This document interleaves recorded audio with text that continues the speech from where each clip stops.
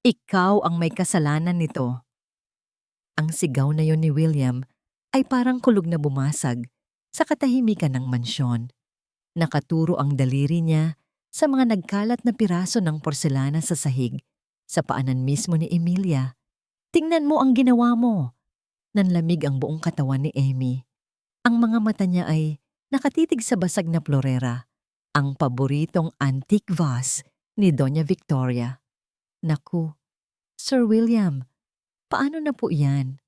Umarte si Celia, ang isa pang kasambahay na parang nag-aalala. Ngunit sa likod ng kanyang mga salita ay mayroong ngiting tagumpay na si Amy lang ang nakakakita.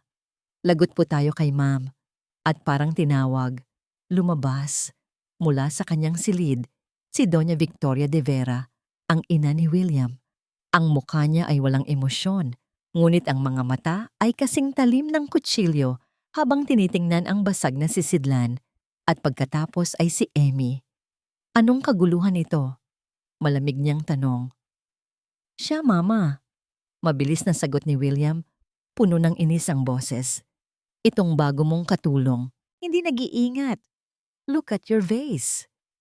Parang biglang nabingi si Amy. Umuugong ang kanyang mga tainga. Ang mga boses nila ay unti-unting lumalayo. Nagiging ingay na lang. Ang tanging naririnig niya ay ang malakas na pagkabog ng sarili niyang dibdib. Hindi maaari. Kaninang umaga lang, pinunasan niya ang florerang iyon ng buong ingat. Naaalala pa niya ang kinang nito kapag tinatamaan ng sinag ng araw. Naaalala pa niya ang bahagyang pagngiti ni William nang madaanan siya sa sala habang abala siya sa paglilinis. Iyon ang unang beses na nginitian siya nito. At ngayon, ang parehong mga mata na yon ay nakatitig sa kanya na puno ng galit at pagkasuklam. Wala talagang maaasahan sa mga taong ganito. Dinig niyang sabi ni Doña Victoria, ang bawat salita ay parang sampal. Walang pag-iingat sa mga gamit na hindi kanila.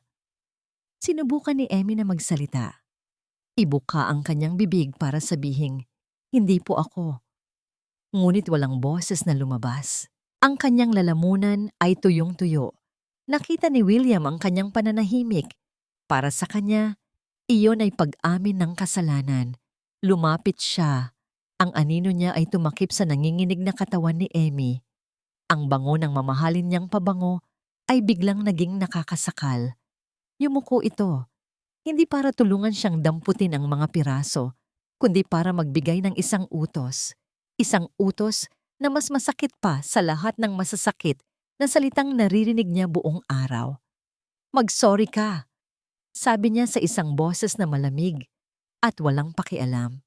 Nag-angat ng tingin si Amy, ang kanyang mga mata ay nagsusumamo. Umaasang makikita nito ang katotohanan, ngunit wala siyang nakitang awa. Mag-sorry ka, ulit ni William, mas may diin. Ngayon din, ang mga salitang mag-sorry ka, ngayon din, ay nanatiling nakabitin sa hangin, mabigat at nagyayelo.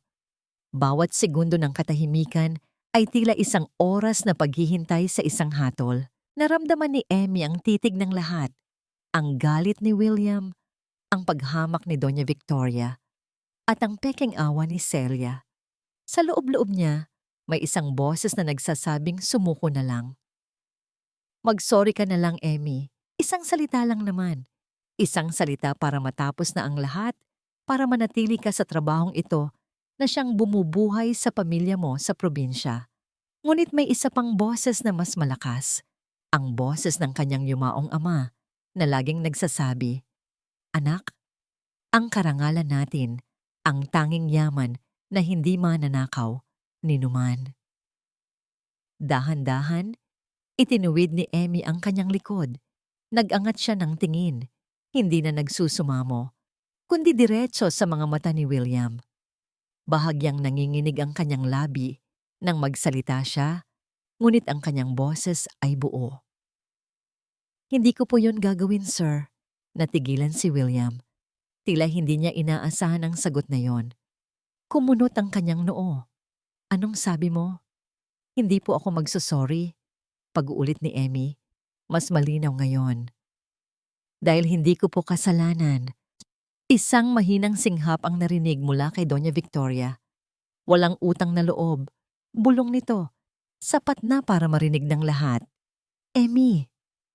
Nagsimulang magsalita si Manang Flora, ang matandang mayordoma na kanina patahimik sa isang sulok. Ang kanyang mukha ay puno ng pag-aalala. Doña Victoria, Sir William, baka po nagkakamali lang. Manahimik ka, Flora. Putol ni Doña Victoria. Huwag kang makialam dito. Hindi pinansin ni Emmy ang mga iyon. Ang kanyang mga mata ay nanatiling nakatuon kay William. Kung kailangan ko pong umalis dahil dito, huminga siya ng malalim. Aalis po ako. Sa pagkakataong yon, si William ang natulala. Sa buong buhay niya, sanay siyang sinusunod. Ang isang salita niya ay batas sa loob ng pamamahay na ito. Ngunit ang babaeng nasa harap niya, na may suot na luma, ngunit malinis na uniforme, na walang anumang yaman o kapangyarihan, ay buong tapang siyang hinahamon. Bago pa makabawi si William, tumalikod na si Emmy. Naglakad siya palayo ng may dignidad. Bawat hakbang ay mabigat ngunit tiyak. Hindi siya tumakbo. Hindi siya umiyak. Pagpasok sa maliit na silid para sa mga kasambahay, isinara niya ang pinto. Doon lamang niya pinakawalan ang hiningang kanina pa niya pinipigilan. Sumandal siya sa pinto at pumikit. Ngunit ni isang luha ay walang pumatak. Sa halip, isang kakaibang kapayapaan ang kanyang naramdaman. Hindi siya nagtagal doon. Binuksan niya ang kanyang maliit na aparador at inilabas ang kanyang bag. Isa-isa, maingat niyang tiniklop ang kanyang iilang piraso ng damit. Ang kupas na t-shirt, ang luma niyang pantalon. Ang bawat tiklop ay isang ritual, isang paraan upang panatilihing buo ang kanyang sarili sa gitna ng unos. Ang pag-ayos na yon ay mas mahalaga kaysa sa anumang basag na plorera. Samantala, sa sala, ang tensyon ay nananatili. Nakatingin si Manang Flora kay Celia at sa mga mata ng matanda ay may bahid ng matinding pagdududa. Alam niyang may mali. Si William ay nakatayo pa rin, nakatingin sa pasilyo kung saan naglaho si Emmy. Ang isip niya ay gulong-gulo. Ang katahimikan ay binasag ng nanggagalaiting boses ni Doña Victoria. Tumingin ito sa kanyang anak. Ang muka ay puno ng pagkainis na hindi na maitago. Ano pang tinitingin-tingin mo dyan? Paalisin mo na yan. Sigaw niya. Isang hamak na katulong, walang modo. Ang mga salitang isang hamak na katulong ay umalingaw-ngaw sa sala. Ngunit sa pagkakataong ito, hindi ito nagbigay ng kapanatagan kay William. Sa halip, naramdaman niya ang isang biglaang pagkainis. Hindi para kay Emmy, kundi para sa kanyang ina. Huminga siya ng malalim at hinarap si Doña Victoria. Mama, tama na. Ako ang mag-aayos nito. Hindi niya hinintay ang sagot nito. Mabilis siyang umakyat sa kanyang opisina at isinara ang pinto. Ngunit kahit sa likod ng makapal na kahoy, hindi niya matakasan ang sarili niyang mga iniisip. Hindi niya pinaalis si Emmy. Ang utos niya kay Manang Flora ay simple. Sabihin mo sa kanya, hanggang bukas ng umaga na lang siya. Pero hindi yon dahil sa galit. Hindi niya maintindihan. Pero may kung anong pumipigil sa kanya na basta na lang palayasin ang babae. Ang tapang sa mga mata nito, ang dignidad sa kanyang pananahimik. Hindi iyon ang kilos ng isang taong may kasalanan.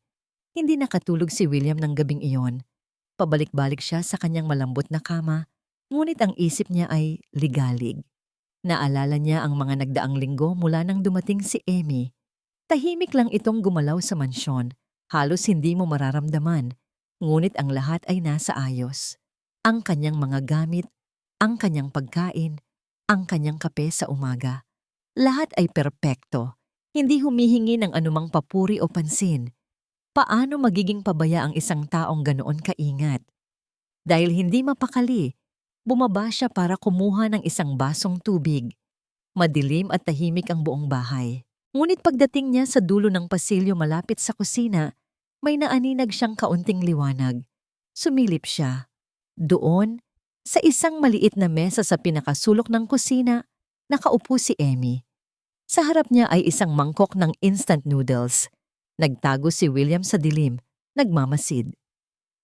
Nakakita niya kung paano maingat na hinati ni Emmy ang tuyong noodles bago ito iluto. Ang kalahati ay inilagay niya sa mangkok at ang kalahati ay maingat niyang ibinalik sa pakete at itinupi. Para bukas, naisip ni William. Para sa almusal niya bago siya umalis. Pagkatapos kumain, inilabas ni Emmy ang isang luma at manipis na pitaka. Ibinuhos niya ang laman nito sa mesa. Ilang lukot na papel na pera at maraming barya. Isa-isa niyang binilang ang mga ito. Inililista sa isang maliit na kwaderno. Ang kanyang kilay ay magkasalubong. Tila kinakalkula kung paano pagkakasyahin ang kakarampot na halaga. Iyon siguro ang ipapadala niya pa uwi. Isang biglaang kirot ang naramdaman ni William sa kanyang dibdib. Ang babaeng ito, na pinagbintangan niyang sumira ng isang bagay na nagkakahalaga ng daan-daang libo, ay naghahati ng isang pakete ng noodles at nagbibilang ng mga barya para sa kanyang pamilya. Walang salitang umakyat si William pabalik sa kanyang opisina. Dala ang isang pakiramdam na hindi niya mapangalanan. Umupo siya sa kanyang mesa, binuksan ang computer at ginawa ang isang bagay na hindi niya karaniwang ginagawa. Tiningnan niya ang phone logs ng intercom sa kusina at doon niya nakita isang tawag. Mahigit 15 minuto, ginawa ni Celia. Ilang sandali lamang matapos mangyari ang insidente sa Florera. Kumunot ang noo ni William. Sino ang tatawagan nito nang ganoong katagal sa oras ng trabaho? Kinabukasan, maagang nagising si Emmy. Tahimik niyang inayos ang kanyang sarili. Kinain ang natirang kalahati ng noodles at binitbit ang kanyang bag. Hindi na siya nagpaalam kanino man. Dahan-dahan siyang naglakad palabas. Bawat hakbang ay palayo sa lugar na nagbigay sa kanya ng panandaliang pag-asa at matinding kabiguan. Natanaw na niya ang malaking gate ng mansyon. Isang hakbang na lang at malaya na siya. Ngunit pagdating niya roon, natigilan siya. Nakatayo si William sa gitna ng daanan, tila naghihintay. Nakaharang ito sa kanyang pag-alis. Nakatayo si William sa gitna ng daanan, isang matikas na harang sa pagitan ni Emmy at ng kalayaan. Ang mamahalin niyang damit ay tila walang gusot. Kabaliktaran ng gusot sa kanyang isipan at sa puso ni Emmy. Saan ka pupunta? Tanong niya. Kahit alam na alam niya ang sagot. Hindi sumagot si Emmy. Tinitigan lang niya ito. Ang kanyang mga mata ay nagtatanong kung ano pa ang kailangan nito sa kanya. Hindi pa ba sapat ang sakit na idinulot nito? Hindi ka aalis, sabi ni William. Ang boses ay may awtoridad na hindi sanay suwain. Hindi pa tapos ang investigasyon. Investigasyon. Ang salitang yon ay parang isang biro. Isang masamang biro. Ngunit alam ni Emmy na wala siyang laban. Napilitan siyang tumango at bumalik sa loob ng mansyon. Ang kanyang bag ay tila mas bumigat kaysa kanina. Ang bawat hakbang pabalik ay parang paglalakad sa kumunoy. Ang mga sumunod na araw ay puno ng isang kakaibang tensyon. Si Emmy ay gumalaw sa bahay na parang isang anino. Ginagawa ang kanyang mga tungkulin ng walang imik. Si William naman ay laging nasa paligid, nagmamasid. Ngunit hindi ito nagtatanong. Hindi ito humihingi ng tawad. Tila naghihintay lang ito ng isang bagay. At ang bagay na yon ay dumating isang hapon sa anyo ng isang magandang babae na bumaba mula sa isang sports car. Ang pangalan niya ay Isabel, isang kilalang socialite. Ang kanyang tawa ay malakas at ang kanyang pabango ay sumakop sa buong sala. "Willie, darling!" Bati nito, sabay halik sa pisngi ni William. Mula sa kusina, nakita ni Emmy ang lahat. Nakita niya kung paano inakbayan ni William si Isabel, kung paano itong ngumiti ng malapad. Isang ngiting hindi pa niya kailanman nakita. "Emmy, tawag ni William. Magdala ka rito ng juice. Ang utos ay simple, ngunit ang bigat nito ay nakakabali ng buto. Nanginginig ang kamay ni Emmy habang isinasalin niya ang malamig na inumin sa 2 baso. Ito pala ang laro. Gusto siyang subukan ni William. Gusto nitong makita kung magseselos siya, kung magagalit, kung magmamakaawa.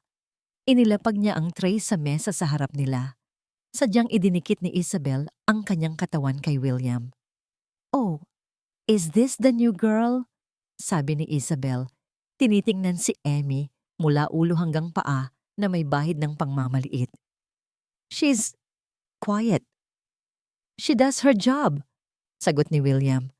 Ang mga mata ay nakatutok kay Emmy, naghihintay ng anumang reaksyon. Habang ibinubuhos ni Emmy ang juice sa baso ni Isabel, bahagyang nanginig ang kanyang kamay. Isang patak ng malamig na likido ang tumalsik sa makintab na mesa. Mabilis niya itong pinunasan ng dala niyang basahan. Walang nagsalita, ngunit ang katahimikan ay nakakabingi. Nakita yon ni Manang Flora mula sa malayo at isang guhit ng awa ang dumaan sa kanyang mukha. Si Emmy ay nanatiling walang ekspresyon, ngunit sa loob niya, isang bagay ang tuluyang nabasag. Hindi na ito tungkol sa Florera, tungkol na ito sa kanya, sa pagkatao niya. May ibinulong si Isabel sa tainga ni William. Hindi ito narinig ni Emmy, ngunit nakita niya ang bahagyang pagkairita sa mukha ni William bago ito pilit na ngumiti muli. "Excuse me po," mahinang sabi ni Emmy, yumuko ng bahagya, at mabilis na tumalikod pabalik sa kusina. Hindi niya kayang manatili roon kahit isang segundo pa. Bawat tawa ni Isabel ay parang maliliit na karayom na tumutusok sa kanyang pagkatao. Habang naglalakad siya, naramdaman niya ang mga mata ni William na nakasunod sa kanyang likod, mga matang tila sinusukat ang bawat galaw niya, naghihintay na siya ay masaktan, magalit o masira. Ngunit hindi niya ibibigay ang satisfaksyon na yon. Nang gabing iyon, matapos ihatid ni William si Isabel, pumasok siya sa kusina para kumuha ng tubig. Nadatnan niya si Emmy na tahimik na nagpupunas ng mga pinggan. Ang bawat kilos ay kontrolado at walang bahid ng anumang emosyon, para bang hindi siya apektado sa nangyari kanina. At iyon ang mas lalong nagpairita kay William. Sumandal siya sa hamba ng pinto. Pinanood ito. "Kanina ka pa walang imik, Anya." Sinisira ang katahimikan. "May problema ba?" Hindi lumingon si Emmy. Ipinagpatuloy niya ang pagpupunas sa baso na hawak niya. "Wala po, sir." Ang sagot ay magalang ngunit malamig. "Sigurado ka?" Giit ni William. Lumakad siya palapit. "Dahil mukhang hindi ka masaya na may bisita ako kanina." Doon na huminto si Emmy. Dahan-dahan niyang ibinaba ang baso sa patuyuan. Ang mahinang tunog nito sa metal ay tila isang hudyat. Humarap siya kay William at sa unang pagkakataon mula nang mangyari ang insidente sa Florera, tinitigan niya ito ng diretso sa mga mata. Wala nang takot, wala nang pagsusumamo, tanging isang malalim at nakakapanghinang pagod. "Sir William," nagsimula siya, ang kanyang boses ay mahinahon ngunit may bigat na parang bato. "Hindi po ako isang bagay na pwede ninyong paglaruan para lang makita kung paano ito masisira." Natigilan si William sa sinabi nito. Nagpatuloy si Emmy, ang bawat salita ay malinaw at matatag. "Hindi po ako bagay na pagselosin." Huminga siya ng malalim at sa huling mga salita niya, tila doon nakasiksik ang lahat ng kanyang sakit at pagkatao. "Tao po ako." Pagkasabi niyon, kinuha niya ang isang nakatuping papel mula sa bulsa ng kanyang uniforme. Isang liham na halatang matagal nang nakahanda. Maingat niya itong inilapag sa ibabaw ng makintab na kitchen counter. Sa pagitan nilang dalawa, isang resignation letter. Hindi na niya hinintay pa ang sagot ni William. Walang salitang tumalikod si Emmy at naglakad palabas ng kusina. Palayo sa lalaking naiwang nakatayo roon, hindi makagalaw, na tila sinampal ng katotohanang hindi niya kailanman inasahan. Naiwan si William na nakatayo sa gitna ng kusina. Ang hangin ay tila ninakaw mula sa kanyang mga baga. Ang tanging naririnig niya ay ang mahinang ugong ng refrigerator at ang malakas na dagundong ng sarili niyang puso. Tao po ako. Parang sirang plaka na paulit-ulit na tumutugtog sa isip niya ang mga salitang yon. Isang simpleng pangungusap, ngunit ang bigat nito ay halos magpabagsak sa kanya. Lumapit siya sa counter. Ang mga daliri ay nanginginig habang hinahawakan ang resignation letter. Ang sulat kamay ni Emmy ay maayos at malinis, katulad ng kanyang pagkatao. Isang biglaang galit ang kumulo sa loob niya. Ngunit hindi para kay Emmy. Para sa sarili niya.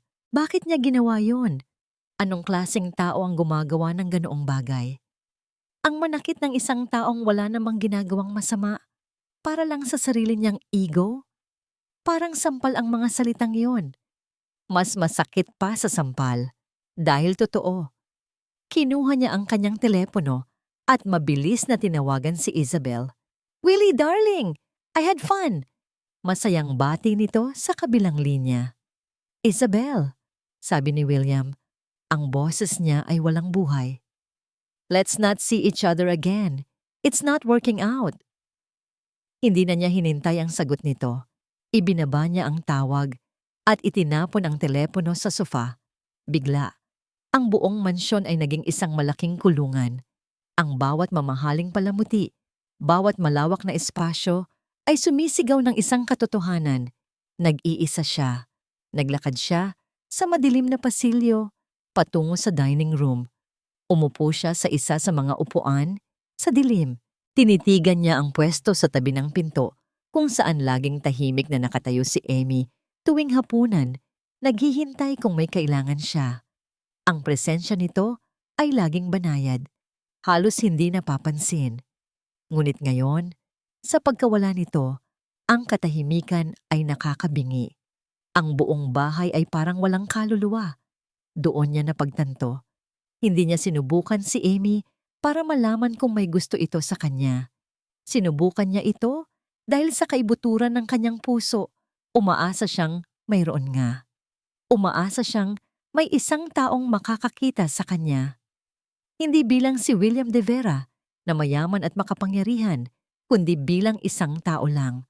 At ang taong iyon ay nasa harap na niya. Ngunit sinaktan niya ito sa paraang hindi mapapatawad. Hindi niya alam kung gaano siya katagal na nakaupo roon sa dilim. Nang sa wakas ay tumayo siya, mayroon ng desisyon sa kanyang mga mata. Kailangan niyang malaman ang totoo. Kailangan niyang itama ang lahat, kung hindi pa huli ang lahat. Umakyat siya sa kanyang opisina. Habang papaupo na siya sa kanyang mesa, bumukas ang pinto. Pumasok si Manang Flora. Hindi ito nagsalita. Naglakad lang ito palapit. Ang kanyang mukha ay seryoso. May inilapag itong isang maliit at puting sobre sa ibabaw ng mesa ni William. Pagkatapos ay yumuko ito ng bahagya at tahimik na umalis. Isinasara ang pinto sa kanyang paglabas. Nakatitig si William sa sobre. May pag-aalinlangan, binuksan niya ito. Sa loob, walang sulat. Walang paliwanag. Isang bagay lang, ang resibo mula sa pawn shop. Pero hindi iyon ang nagpatigil sa kanyang mundo. Ang mas nakapagtindig ng kanyang balahibo ay ang pagbubukas niya sa computer. Ang pag-click sa icon ng security system. Pinili niya ang petsa kung kailan nabasag ang florera. Pinili niya ang camera na nakatutok sa sala. Nag-load ang video. Nakita niya si Emmy na nagpupunas. Nakita niya si Celia na papalapit. Huminga siya ng malalim. Pinindot ang play. At pinanood ang katotohanang dapat ay una pa lang niyang hinanap. Ang screen ng computer ay nagliwanag. Nagpapakita ng isang pamilyar na eksena. Ang sala ng mansyon, tahimik at maayos. Pinindot ni William ang play. At ang kanyang puso ay nagsimulang tumibok ng mas mabilis. Sa video, nakita niya si Emmy na maingat na nagpupunas ng florera. Bawat kilos nito ay banayad, puno ng pag-iingat. Walang bakas ng pagmamadali o pagpapabaya. Tumayo siya sandali para ayusin ang isang kurtina. Sa sandaling iyon, pumasok sa frame si Celia. Naglakad ito sa likuran ni Emmy at nangyari ang lahat sa loob lamang ng 1 segundo. Isang bahagyang, halos hindi mapapansing kilos. Isang sadyang paggalaw ng siko ni Celia na tumama sa gilid ng plorera. Napanood ni William kung paano no nagsimulang gumewang ang plorera. Parang sa slow motion na kinakita niya ang pagbagsak nito sa sahig, ang pagkalat ng libu-libong piraso nito sa mamahaling carpet. At nakita niya ang paglingon ni Amy, ang gulat at takot sa mukha nito. Paulit-ulit na pinindot ni William ang rewind. Paulit-ulit niyang pinanood ang 1 segundong yon. Ang bawat panonood ay parang isang suntok sa kanyang sikmura. Malinaw pa sa sikat ng araw. Hindi aksidente. Sinadya ito. Isang alon ng init at galit ang umakyat mula sa kanyang dibdib. Humigpit ang pagkuyom ng kanyang kamao sa ibabaw ng mesa. Ngunit ang galit na yon ay mabilis na napalitan ng isang mas malalim at mas masakit na emosyon, ang matinding pagkasuklam sa sarili. Biglang bumalik sa kanyang alaala ang eksena noong araw na yon. Ang itsura ng mukha ni Emmy habang pinagbibintangan niya ito. Ang pagsusumamo sa mga mata nito. Ang sigaw niya. Ang utos niya na mag-sorry. Ikaw ang may kasalanan nito. Napapikit si William. Parang gusto niyang burahin ang sarili niyang boses sa kanyang isipan. Ang lalaking nasa alaala niyang iyon, mayabang, malupit, at bulag. Kinasusuklaman niya ito. Dumapo ang kanyang tingin sa sobre na dala ni Manang Flora. Kinuha niya ang resibo ng sanglaan. Ang pangalan sa resibo, Celia Ramos. Ang bagay na isinangla, isang pares ng hikaw na may brilyante. Pamilyar ang deskripsyon. Alam niyang iyon ay pag-aari ng kanyang ina. Kaya pala kailangan nitong gumawa ng gulo para pagtakpan ang sarili nitong kasalanan. Siguro'y malaki ang pagkakautang nito. Ngunit wala na siyang pakialam sa dahilan. Ang tanging malinaw sa kanya ngayon ay may isang taong inosente na kanyang dinurog dahil sa kanyang kayabangan. At may isang sinungaling na hanggang ngayon ay malayang gumagala sa loob ng kanyang pamamahay. Tumayo si William. Ang kanyang mga panga ay nanigas sa determinasyon. Tapos na ang pag-aalinlangan. Tapos na ang paghihintay. Oras na para sa paghuhukom. Kinuha niya ang intercom. Ang kanyang mga daliri ay hindi na nanginginig. Pinindot niya ang buton na kumokonekta sa buong bahay. Ang kanyang boses, nang magsalita siya, ay kalmado ngunit may bigat ng bakal. Isang boses na hindi na muling magkakamali. Manang Flora, pakitawag si Doña Victoria at pakisama dito sa sala sina Emmy at Celia. Huminga siya ng malalim bago ibigay ang huling utos. Lahat kayo, ngayon na. May kailangan tayong pag-usapan. Ang sala ay napuno ng isang mabigat na katahimikan. Si Doña Victoria ay naupo sa kanyang paboritong silya. Ang kanyang postura ay iritado at nagtatanong. Si Manang Flora ay tahimik na tumayo sa isang gilid, habang si Celia ay pilit na ngumingiti. Sinusubukang itago ang kaba sa kanyang mga mata. Si Emmy naman ay nakayuko lang, handa sa anumang parusa na muling ipapataw sa kanya. Hindi nagsalita si William. Sa halip naglakad siya patungo sa malaking telebisyon. Kinuha niya ang isang cable at ikinonekta ito sa kanyang laptop. Isang click lang ng mouse at ang screen ng kanyang computer ay lumitaw sa malaking screen. Napakunot ang noo ni Doña Victoria. William, ano na namang kalokohan ito? Kung may sasabihin ka, sabihin mo na. Hindi sumagot si William. Iminuwestra lang niya ang kanyang kamay patungo sa screen. Manood po tayong lahat. At pinindot niya ang play. Ang video ay nagsimula. Ang pamilyar na eksena sa sala. Ang bawat isa ay nanonood. Nang walang imik, nakita nila si Emmy na nagpupunas. Nakita nila si Celia na dumaan sa likod nito. At sa isang iglap, nakita nilang lahat. Malinaw na malinaw sa 60 pulgada na screen ang sadyang pagtama ng siko ni Celia sa Florera. Isang matinis na singhap ang kumawala kay Celia. Ang kulay sa kanyang muka ay biglang nawala, para siyang nakakita ng multo. Si Doña Victoria ay napahilig pasulong. Ang kanyang mga mata ay nanlalaki, hindi makapaniwala sa nakikita. Si Emmy ay napaangat ng tingin. Nakita niya ang katotohanan. At sa wakas, naintindihan niya ang lahat. Pinausin ni William ang video sa eksaktong sandali ng pagtama. Ang imahe ni Celia na may bahagyang nangiti sa labi ay nagyelo sa screen. Humarap siya kay Celia. Ang kanyang boses ay kalmado ngunit may lamig ng yelo. "Ipaliwanag mo, Celia." Nagsimulang manginig ang buong katawan ni Celia.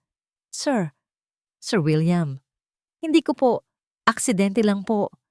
Hindi siya pinansin ni William. Humarap ito sa kanyang ina at inilabas ang resibo ng sanglaan. Iniabot niya ito kay Doña Victoria. "At ito, Mama, ang hikaw mo." Kinuha ito ni Doña Victoria. Habang binabasa niya ang papel, ang kanyang mukha ay nagbago mula sa pagkabigla patungo sa isang matinding galit na nakakatakot. Ibinalibag niya ang resibo sa mesa. Doon na tuluyang bumagsak si Celia. Lumuhod siya sa sahig, umiiyak at humahagulgol. Gumapang siya palapit sa paanan ni Doña Victoria. Hinahawakan ang laylayan ng damit nito. "Ma'am, patawarin niyo po ako. Ma'am, parang awa niyo na po. Marami po akong utang. Nagipit lang po ako. 10 taon po akong nagsilbi sa inyo." Ngunit si Doña Victoria ay parang isang reyna ng yelo. Tinabig niya ang kamay ni Celia na parang isang maruming basahan. "Huwag mo akong hawakan, magnanakaw." Sa gitna ng kaguluhang iyon, sa gitna ng mga hagulgol ni Celia at ng nanlilisik na mata ni Doña Victoria, ang mga mata ni Emmy at William ay nagtagpo. Sa isang saglit, nawala ang lahat ng ingay. Walang amo, walang katulong. Tanging isang lalaki na puno ng pagsisisi at isang babae na unti-unting nakakaramdam muli ng pag-asang mayroon pa palang hustisya sa mundo. "Alam mo na ang gagawin mo, William?" sabi ni Doña Victoria. Ang boses ay matigas. Tumatayo na. Ang galit niya kay Celia ay malinaw. Ngunit mayroon ding hiya at inis sa paraan ng paglantad ni William sa lahat. Bago ito tumalikod, binalingan niya ang anak ng isang makahulugang tingin. "Sana alam mo ang ginagawa mo. Malaki ang kapalit nito." Hindi sumagot si William. Hinintay niyang makaalis ang kanyang ina. Hinarap niya si Celia na umiiyak pa rin sa sahig. "Umalis ka na," sabi niya. "Walang emosyon. Kunin mo ang mga gamit mo. Ayokong makita pa ang pagmumukha mo sa bahay na ito." Walang nagawa si Celia kundi ang tumayo, nanginginig, at lisanin ang silid. Dala ang kanyang kasinungalingan at kahihiyan. Nang sila na lang ni Emmy at Manang Flora ang natira, ang katahimikan ay bumalik, ngunit iba na ang bigat nito. Puno na ito ng mga bagay na hindi masabi. Dahan-dahang lumapit si William kay Emmy. Tumigil siya sa harap nito, hindi masyadong malapit, ngunit sapat para makita nito ang bawat emosyon sa kanyang mukha. Huminga siya ng malalim. "Emmy," sabi niya. Ang kanyang boses ay basag sa unang pagkakataon. Sa harap nilang lahat, "Patawarin mo sana ako." Ang mga salitang "patawarin mo sana ako" ay nanatiling nakabitin sa hangin, mabigat at totoo. Nag-angat ng tingin si Emmy kay William. Nakita niya ang sinseridad sa mga mata nito, ang tunay na pagsisisi. Isang mabilis na tingin kay Manang Flora na nakangiti ng may pag-asa. Dahan-dahan, tumango si Emmy. "Pinapatawad na po kita, Sir William." Isang buntong hininga ng ginhawa ang kumawala kay William. Ngunit bago pa siya makapagsalita muli, umalis na si Emmy. Tumalikod ito at lumabas ng sala, tahimik na bumalik sa kanyang mga gawain. Ang kanyang mga balikat ay nakatayo pa rin. Ang kanyang postura ay hindi nagbago. Iniwan nito si William na nakatayo. Ang kanyang kamay ay nakalahad pa rin sa hangin. Ang kanyang puso ay puno ng isang kakaibang halo ng ginhawa at kabiguan. Ang tawad ay nasa loob na niya, ngunit ang tulay sa pagitan nila ay hindi pa rin nabubuo. Ang mga sumunod na araw ay nasingit sa isang nakakapanibagong katahimikan. Si Celia ay wala na. Ang mansyon ay mas tahimik, ngunit tila mas mabigat. Si Emmy ay patuloy sa kanyang trabaho, masikap at masinop, ngunit mayroon ng isang hindi nakikitang pader sa pagitan niya at ni William. Hindi na niya ito kinakausap maliban sa mga kailangan lang sa trabaho. Ang kanyang ngiti ay hindi na lumalabas. Sinubukan ni William na sirain ang pader na yon. Isang umaga, nakita niyang naghahanda si Emmy ng kape. Kinuha niya ang tasa at siya mismo ang nagtimpla. "Emmy, ito, para sa'yo," sabi niya. Iniaabot ang mainit na kape. Tinanggap ito ni Emmy, yumuko ng bahagya. "Salamat po, sir." Ngunit hindi niya ininom iyon sa harap niya. Inilapag lang niya sa counter at muling ipinagpatuloy ang kanyang trabaho. Nagkunwari si William na hindi nakita ang pagbaliwala nito. Ang bawat pagsubok ni William na lumapit ay binati ng magalang, ngunit matigas na pader ng pagiging profesional ni Emmy. Ang mga mata nito ay nanatiling blanko. Ang kanyang boses ay walang anumang emosyon. Ang sakit na idinulot niya ay hindi lamang nag-iwan ng sugat, nag-iwan din ito ng isang aral. Ang maging maingat. Ang tensyon ay lalo pang lumala dahil sa presensya ni Doña Victoria. Hindi niya matanggap ang nangyari. Para sa kanya, ang ginawa ni William ay isang kahihiyan sa kanilang pangalan. Binabaliwala niya si Emmy sa bawat pagkakataon. Kung minsan, maririnig ni Emmy ang mga bulong nito sa telepono na may bahid ng pagbabanta sa kanyang sariling anak. Isang hapon, habang naglilinis si Emmy sa hardin, nagring ang telepono ni William. Narinig niyang may nagsasabing, "Makati Medical Center." May kakaibang kaba na naramdaman si Emmy, ngunit hindi niya pinansin. Hindi niya na kailangan pang makialam. Kinabukasan, habang naglilinis si Emmy sa kanyang silid, biglang pumasok si Doña Victoria. Ang kanyang mukha ay seryoso. Walang anumang bahid ng emosyon, walang sabi-sabi. Inilapag niya ang isang makapal na puting sobre sa ibabaw ng maliit na lamesa ni Emmy. Tumayo si Emmy, nagtataka. "Ma'am," huminga ng malalim si Doña Victoria. Ang kanyang mga mata ay nanlilisik. "Narito ang tseke. Ang halaga, para umalis ka na, para layuan mo ang anak ko." Kinilabutan si Emmy. Ang galit ni Doña Victoria ay isang nakakatakot na bagay. Ngunit ang pinakamasakit ay ang paraan ng pagpapahalaga nito sa kanya bilang isang bagay na kayang bilhin ng pera. Ang kanyang pagkatao ay muling dinurog, hindi ng isang aksyon, kundi ng mga salita. "Sabihin mo ang presyo mo," sabi ni Doña Victoria. Ang boses ay puno ng paghamak para matapos na ang lahat. Ang tanong na "sabihin mo ang presyo mo" ay tila isang malakas na busina na umalingaw-ngaw sa maliit na silid ni Emmy. Ang init ng dugo ay umakyat sa kanyang mukha. Tinitigan niya ang tseke. Ang kanyang tingin ay matalim na parang talim ng kutsilyo. "Ma'am," sabi ni Emmy. Ang kanyang boses ay nanginginig, ngunit may taglay na matinding galit. "Hindi po mabibili ng pera ang pagkatao ko." Kinuha niya ang tseke. At sa harap ni Doña Victoria, punit-punit niya itong ginawa. Ang bawat piraso ay sumasagisag sa pagbasag niya sa bawat paghamak. Ibinato niya ang mga punit-punit na papel sa sahig. "Ang gusto ko po ay respeto," sabi niya. Lumapit pa kay Doña Victoria. "Hindi niyo po yun maibibigay sa akin kahit gaano pa karami ang pera niyo." Isang matalim na tunog ng pagbukas ng pinto ang narinig. Nakatayo si William doon. Ang kanyang mga mata ay nanlilisik sa galit. Narinig niya ang huling sinabi ni Emmy. Nakita niya ang mga punit-punit na tseke sa sahig at nakita niya ang matinding paghamak sa mukha ng kanyang ina. "Mama," galit na tawag ni William. "Ano na naman ito?" "Anak," sabi ni Doña Victoria. Pilit na pinapakalma ang sarili. Inaayos ko lang ang problema mo. Ang babaeng ito, kailangan ng umalis. Hindi! Hindi siya aalis. Sigaw ni William, lumapit kay Emmy at tumayo sa tabi nito, parang isang pader na nagpoprotekta. Humarap siya sa kanyang ina. Ang kanyang boses ay matigas at may desisyon. Kung hindi niyo siya kayang respetuhin, hindi ko rin kayo kayang respetuhin sa desisyon niyong ito. Natigilan si Doña Victoria.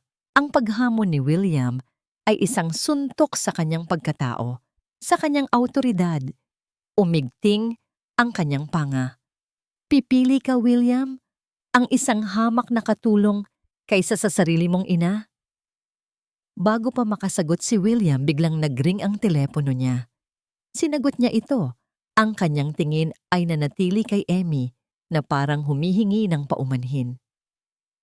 Habang nakikinig, unti-unting nawala ang galit sa mukha ni William, napalitan ng pag-aalala. Ano? Sabi niya sa telepono. Ang kanyang boses ay biglang lumambot. Sige kayo. Pupunta kami dyan. Ibinaba niya ang tawag. Hinarap niya si Emmy. Ang kanyang mga mata ay puno ng pag-aalala. Emmy, sabi niya, ang kanyang boses ay puno ng kaba.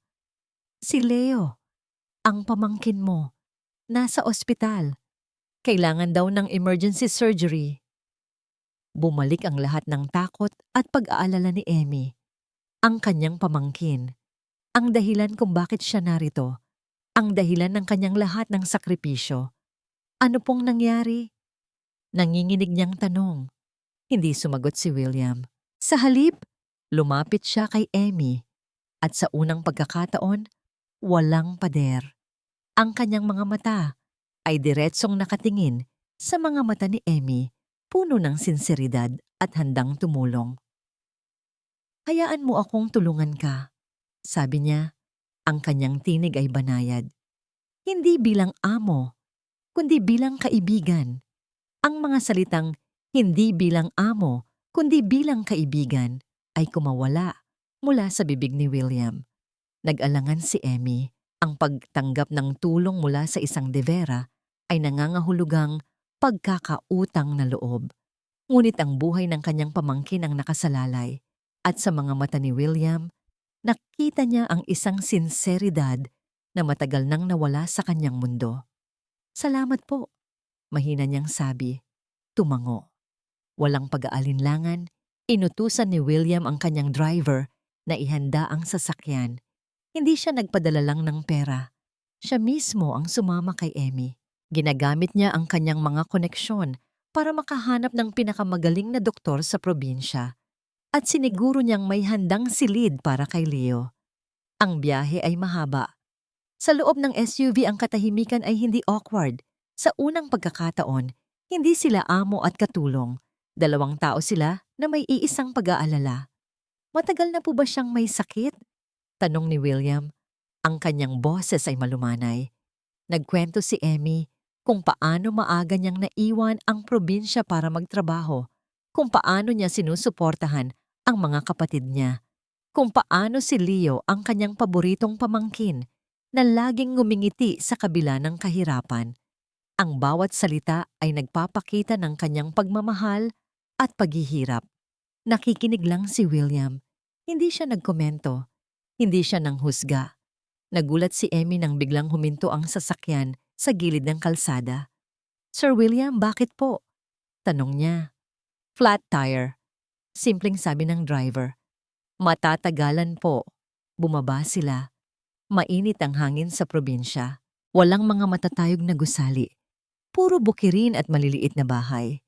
Sa hindi kalayuan, may nakita silang isang karinderya, isang maliit na kainan na gawa sa kawayan at may mga upuang kahoy. Magpahinga muna tayo, sabi ni William. At kumain. Nag-aalangan si Emmy. Hindi ito ang mundo ni William, ngunit naglakad ito papunta sa karinderya. Umupo siya sa isang plastik na upuan, sa isang mesa na may gas-gas. Umorder siya ng kanin, adobo, at sinigang. Nagulat si Emmy nang makita kung gaano kasimple kumain si William. Walang airs, Walang pagrereklamo. Kinakain niya ang pagkain na parang ito ang pinakamasarap na natikman niya. At ngumiti pa ito nang tikman ang maasim na sabaw ng sinigang. Sa unang pagkakataon mula nang mabiyak ang plorera, napangiti si Amy. Isang tunay at malalim na ngiti. Ang ngiti na hindi na niya inakalang muling makita sa kanyang mukha. Napatitig si William sa kanyang nangiti. Hindi niya alam, ngunit sa sandaling iyon, mas masarap pa sa anumang mamahaling pagkain ang nakita niya. Pagkatapos ng mahabang biyahe, narating nila ang ospital sa probinsya. Si Leo ay nanghihina, ngunit ang mga mata nito ay nanlalaki nang makita ang kanyang tita Amy. Mabilis na umaksyon si William. Kinontak niya ang doktor. Tiniyak niya na may sapat na supply ng gamot. Hindi siya umalis sa tabi ni Amy hanggang matapos ang operasyon. Ang bawat segundo ng paghihintay ay parang habambuhay. Nakaupo lang sila sa labas ng operating room, tahimik. Ngunit ang kanilang presensya sa isa't isa ay nagbigay ng kakaibang lakas.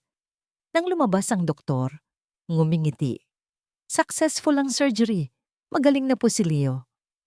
Isang malaking buntong hininga ng ginhawa ang sabay na kumawala kina Amy at William. Sa paghupa ng tensyon, sa paglabas ng lahat ng pag-aalala, naramdaman ni Amy ang bigat ng lahat ng kanyang pinagdaanan. Hindi niya napigilan ang kanyang sarili. Ang mga luha ay nag-unahan sa pagpatak. At sa isang iglap ng kahinaan at ginhawa, gumuho siya. Gumuho siya sa bisig ni William. Niyakap ni William si Amy ng mahigpit. Ang kanyang kamay ay marahang hinagod ang likod nito. Hindi na ito ang William na mayabang at malamig.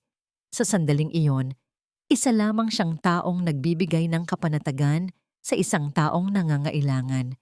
Hinayaan niya lang itong umiyak, ilabas ang lahat ng bigat na dala nito. Nang humupa ang mga luha ni Amy, dahan-dahan siyang bumitaw.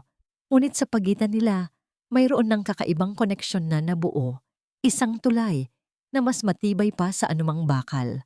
Naiwan si William sa probinsya ng ilang araw. Hindi siya umuwi agad sa Manila. Doon siya nanatili sa bahay ng mga kapatid ni Amy sa isang munting baryo na napapaligiran ng mga bukirin.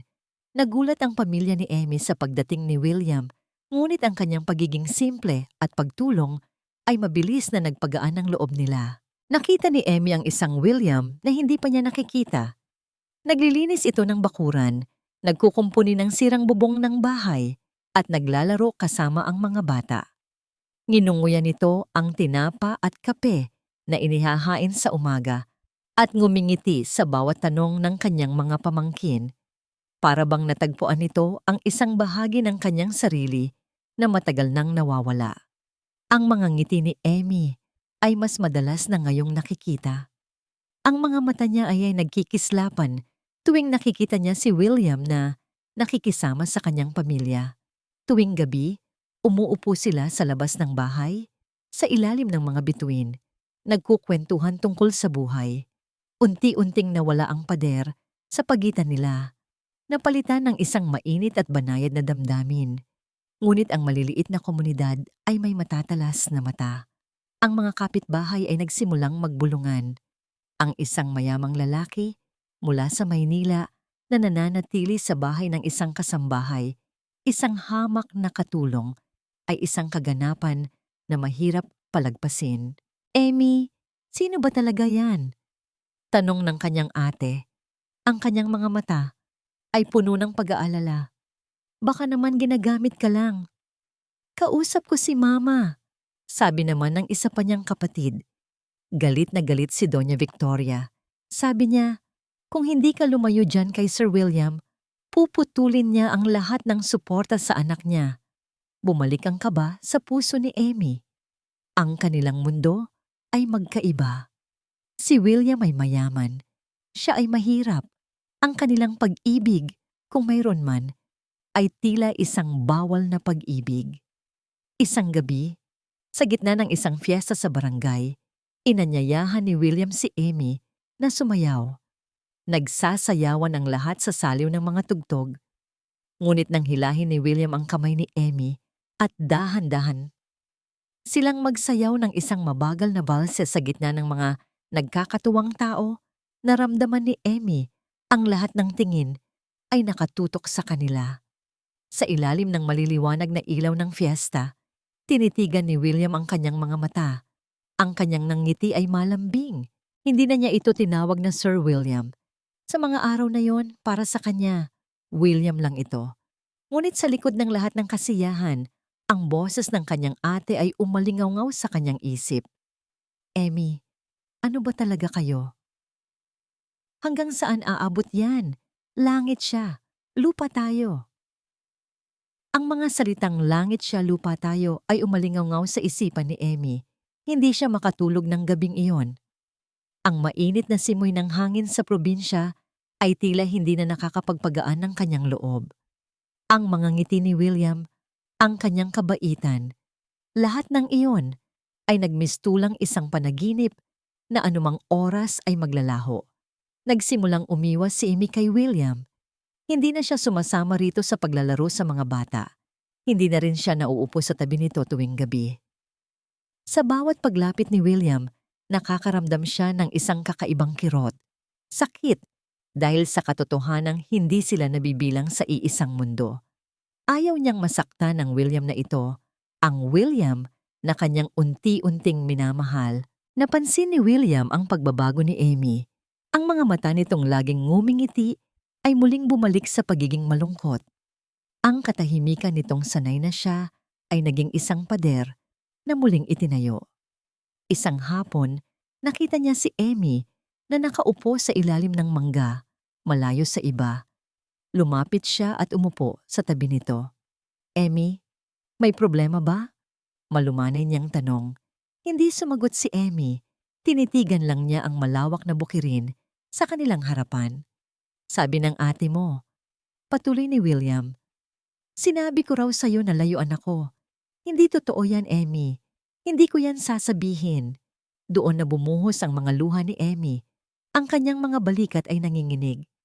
Pero totoo naman po ang sinabi niya. Hikbi niya. Langit po kayo.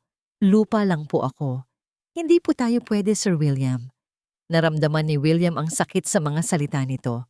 Kinuha niya ang kamay ni Emmy at sa unang pagkakataon, hindi ito binawi. Emmy, sabi niya, ang boses ay puno ng sinseridad. Hindi ko kailangan ng langit. Ang lupa na kinatatayuan mo, Emmy, yun ang mundo ko. Tinitigan niya ito ng diretso sa mga mata. Minahal kita, Emmy, hindi dahil sa kung sino ka sa mansyon, kundi dahil sa kung sino ka. Dahil sa pagkatao mo, kaya kong iwan ang lahat para sa'yo. Kaya kong kalimutan ang lahat ng yaman, ang lahat ng posisyon, kung kasama kita. Nagulat si Emmy. Hindi niya inaasahan ang ganoong pagtatapat. Ang kanyang puso ay nahati sa dalawa. Ang isang bahagi ay gustong maniwala. Ang isang bahagi ay takot na masaktan. Ngunit bago pa siya makasagot, isang malakas na busina ang umalingaw sa tahimik na baryo. Lumingon sila. Sa kalsada, mayroong nakaparadang isang itim at mamahaling sasakyan. Ang klase ng sasakyan na hindi mo inaasahang makikita sa probinsya. Bumukas ang pinto ng sasakyan at bumaba si Doña Victoria. Ang kanyang mukha ay seryoso, ang kanyang mga mata ay nanlilisik. Hindi ito ngumingiti, hindi ito kumakaway. Narito siya para kuhanin ang kanyang anak. Nakatayo si Doña Victoria sa harap nila. Ang kanyang presensya ay parang isang malamig na pader na humaharang sa init ng araw. Ang bawat galaw niya ay puno ng awtoridad. Isang malinaw na mensahe. Narito ako para kuhanin ang sa akin. William, malamig niyang sabi, walang anumang init sa boses. Umuwi na tayo. Marami kang trabahong naiwan sa Maynila. Hinawakan ni William ang kamay ni Emmy. Ang hawak niya ay mahigpit, parang nagbibigay ng lakas. Humarap siya sa kanyang ina, ang kanyang ekspresyon ay seryoso. Hindi ako aalis, Mama. Hindi pa. Napasinghap si Doña Victoria. Lumapit siya kay Emmy, ang kanyang mga mata ay nanlilisik sa galit. At ikaw, babae, hindi ka pa rin ba titigil sa paggamit sa anak ko? Ang kapal ng mukha mo. Hindi na napigilan ni Emmy. Ang paghamak ni Doña Victoria ay umabot na sa kanyang limitasyon. Tumayo siya, ang kanyang likod ay tuwid. Hawak pa rin ang kamay ni William. Humarap siya kay Doña Victoria. "Ma'am," sabi ni Emmy, ang kanyang boses ay mahina, ngunit matatag. "Hindi ko po ginagamit si Sir William. Hindi ko po kailangan ng pera niya. Ang gusto ko lang po ay tahimik na buhay at respeto." Bahagyang nanginig ang labi ni Doña Victoria. Hindi niya inaasahan ang ganitong katapangan mula sa isang hamak na katulong. Respeto? Ang mga taong kagaya mo, walang alam sa respeto. Ginagamit mo lang ang kabaitan ng anak ko para makahingi ng pera. "Hindi po totoo yan," giit ni Emmy. "Ginawa ko po ang lahat para lang makatulong sa pamilya ko. Hindi po ako nagnakaw. Hindi po ako nagsinungaling. At hindi ko po kailanman inisip na gamitin si Sir William." "Mama, tama na!" Sigaw ni William. Ang kanyang boses ay puno ng galit. "Hindi niyo po alam ang sinasabi niyo." "Alam ko, William," sagot ni Doña Victoria. "Ako ang nanay mo. Alam ko ang tama at mali. At ang babaeng ito, hindi siya bagay sa'yo. Iiwanan ka lang niya kapag nakuha niya ang lahat ng gusto niya." Di lumapit si William sa kanyang ina. "Mama, hindi niyo po naiintindihan. Mahal ko po si Emmy at siya lang po ang nakakita sa akin bilang isang tao. Hindi po bilang William de Vera na may pera. Kung hindi niyo po siya matanggap, hindi ko po kayo masisisi, pero siya po ang pipiliin ko." Natigilan si Doña Victoria. Ang kanyang mukha ay namumutla sa galit. Hindi niya inaasahan ang ganitong katatagan mula sa kanyang anak. Tinitigan niya si Emmy at sa mga mata nito ay nakita niya ang isang lakas na hindi kayang bilhin ng pera. Sa di kalayuan, nakita ni Emmy si Manang Flora na nakatayo malapit sa sasakyan. Nag-angat ng tingin si Manang Flora kay Emmy at marahan itong tumango. Isang lihim na pagsuporta. Huminga ng malalim si Doña Victoria. "Kung ganoon," malamig niyang sabi, "piliin mo ang babaeng yan. Pero huwag kang hihingi ng tulong sa akin. Burado ka sa lahat ng mana. Wala kang babalikan sa Maynila." Hindi na niya hinintay pa ang sagot. Tumalikod siya at sumakay sa kanyang sasakyan. Sa isang iglap, umalis ang sasakyan, nag-iwan ng alikabok sa hangin at ng isang mabigat na katahimikan. Naiwan si William at Emmy na magkasama sa gitna ng bukirin. Ang kanyang kamay ay mahigpit pa ring nakahawak sa kamay ni Emmy. Tinitigan niya si Emmy. Ang kanyang mga mata ay puno ng pag-asa at pag-ibig. "Handa ka na bang bumalik sa Maynila?" sabi niya. Ang kanyang boses ay puno ng lambing. "Hindi bilang katulong, kundi bilang kasama ko habang buhay." Ang mga salitang "kasama ko habang buhay" ay umalingaw-ngaw sa mainit na hangin sa probinsya. Tinitigan ni Emmy si William. Ang kanyang puso ay puno ng kung ano-anong emosyon, pag-ibig, pag-asa, takot, at pag-aalinlangan. Ngunit sa mga mata ni William, nakita niya ang isang katapatan na hindi pa niya nakita sa buong buhay niya. Dahan-dahan, tumango si Emmy. "Opo, William," mahina niyang sabi. Ang kanyang boses ay halos hindi marinig. "Handa po ako." O isang nangiti ang sumilay sa mga labi ni William. Niyakap niya si Emmy ng mahigpit. Ang yakap na yon ay sumasagisag sa lahat ng pinagdaanan nila at sa lahat ng pangako para sa kinabukasan. Nagpaalam sila sa pamilya ni Emmy. Ang mga kapatid niya ay masaya at nag-aalala. Si Leo, na ngayon ay mas malakas na, ay niyakap ng mahigpit ang kanyang tita Emmy at si William. Ang pagbabalik nila sa Maynila ay iba na. Hindi na ito ang parehong William at Emmy na umalis. Ngayon, 2 taon na sila na may isang pag-asang haharapin ang mundo ng magkasama. Ang Mansyon de Vera ay naging isang tahanan. Ang dating malamig na bahay ay napuno ng tawanan at buhay. Si Emmy ay hindi na kasambahay. Sa tulong ni William, ipinagpatuloy niya ang kanyang pag-aaral. Araw-araw, sinasamahan siya ni William sa eskwelahan At gabi-gabi, sabay silang nag-aaral. Ang kanilang pag-ibig ay hindi biglaan. Ito ay dahan-dahang lumalago, tulad ng isang halaman na maingat na inaalagaan. Natututo silang kilalanin ng bawat isa, ang kanilang mga kahinaan at kalakasan. Isang hapon, nasa kusina si Emmy. Nagluluto ng adobo na paborito ni William. Pumasok si William, ang kanyang buhok ay gulong-gulo at ang kanyang mga mata ay pikit. Ang bango, anya, huminga ng malalim. Nagugutom na ako.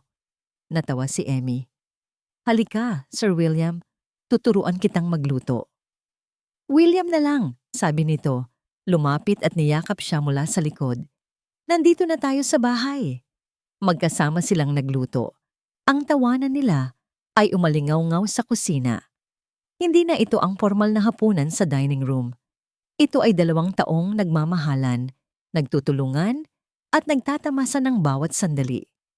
Marami na akong natutunan sa iyo, Emmy, sabi ni William. Pinapanood itong naghihiwa ng sibuyas. Ang totoo, wala akong ideya sa buhay bago ka dumating. 1 taon ang lumipas. Si Emmy ay masiglang nag-aaral at si William ay masaya na sa simpleng buhay kasama siya. Isang araw, nakita ni Emmy ang isang maliit na kahon sa ibabaw ng kanyang unan. Walang pangalan, walang nakasulat. Binuksan niya ito. Sa loob, naroon ang isang maliit at magandang florera na gawa sa ginto at mayroong mga disenyo ng mga bulaklak. Hindi ito antigong mamahalin. Ito ay simple, ngunit elegant. Sa loob ng florera, mayroong isang maliit na nakatuping papel. Binuksan ito ni Emmy. Isang salita lang ang nakasulat. Patawad. Lumipas pa ang ilang taon. Ang maliit na florera na may isang salitang patawad ay naging sentro ng maliit na sala ni na William at Emmy. Ang salitang iyon ay hindi lamang isang paghingi ng tawad, kundi isang paalala ng kanilang pinagdaanan at ng pagbabagong kanilang nakamit. Si Emmy, na ngayon ay may pangalang Mrs. Emilia Navarro de Vera, ay nagtapos na sa kolehiyo. Hindi siya bumalik sa pagiging kasambahay. Sa halip, sa tulong ni William, itinayo niya ang isang maliit na charitable foundation na tumutulong sa mga kabataang mahirap na gustong mag-aral. Ang kanyang puso ay nanatiling mapagpakumbaba, ngunit ang kanyang diwa ay mas matibay kaysa dati. Si William naman ay nagbago ng lubusan. Hindi na siya ang malamig at mayabang na amo. Siya ngayon ang isang mapagmahal na asawa, isang taong natuto ng maging tunay na tao. Ang kumpanya nila ay lumago pa rin, ngunit ang kanyang mga prioridad ay nagbago. Ang pamilya at ang kanyang advocacy sa charity ni Emmy ang nasa sentro ng kanyang mundo. Ang pag-ibig nila ay hindi na tungkol sa pagitan ng langit at lupa. Ito ay tungkol sa 2 kaluluwang nagtagpo, naghilom, at natutong magmahal ng totoo. Isang hapon, sa isang simpleng pagtitipon ng pamilya sa kanilang tahanan, may dumating na bisita, si Doña Victoria. Ang kanyang presensya ay nagdulot pa rin ng kaunting kaba sa lahat, ngunit iba na ang kanyang itsura. Hindi na ito kasing tigas ng dati. Naglakad siya palapit kina Emmy at William. Nag-alangan sandali. Pagkatapos, dahan-dahan, inabot niya ang kanyang kamay kay Emmy. Kinabahan si Emmy, ngunit nakita niya sa mga mata ni Doña Victoria ang isang bagay na hindi pa niya nakita noon, ang pagtanggap. Dahan-dahan, kinuha ni Emmy ang kamay ni Doña Victoria at inilapat ito sa kanyang noo. Isang pagmamano, isang lumang tradisyon na sumasagisag sa respeto at paggalang. Sa loob ng ilang segundo, hindi nagsalita si Doña Victoria, ngunit isang mahinang ngiti ang sumilay sa kanyang mga labi. Ito ay hindi ang perpektong pagtanggap, ngunit ito ay isang simula. Niyakap ni William si Emmy at bumulong sa kanyang tainga. Salamat sa pagturo sa akin kung paano magmahal ng tama, mahal ko. At salamat sa pagbibigay sa akin ng tunay na tahanan. Tiningnan ni Emmy ang kanyang asawa at pagkatapos ay ang kanyang pamilya, ang kanyang ate at mga pamangkin na ngayon ay laging bumibisita, ang kanyang mga kaibigan at kahit si Manang Flora na laging nariyan.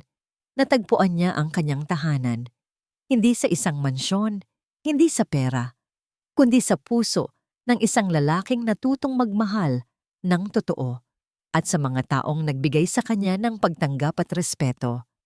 Ang mga sugat ay naghilom na, ang kapatawaran ay natagpuan na, at ang pag-asa para sa isang magandang kinabukasan ay mas maliwanag pa sa sikat ng araw.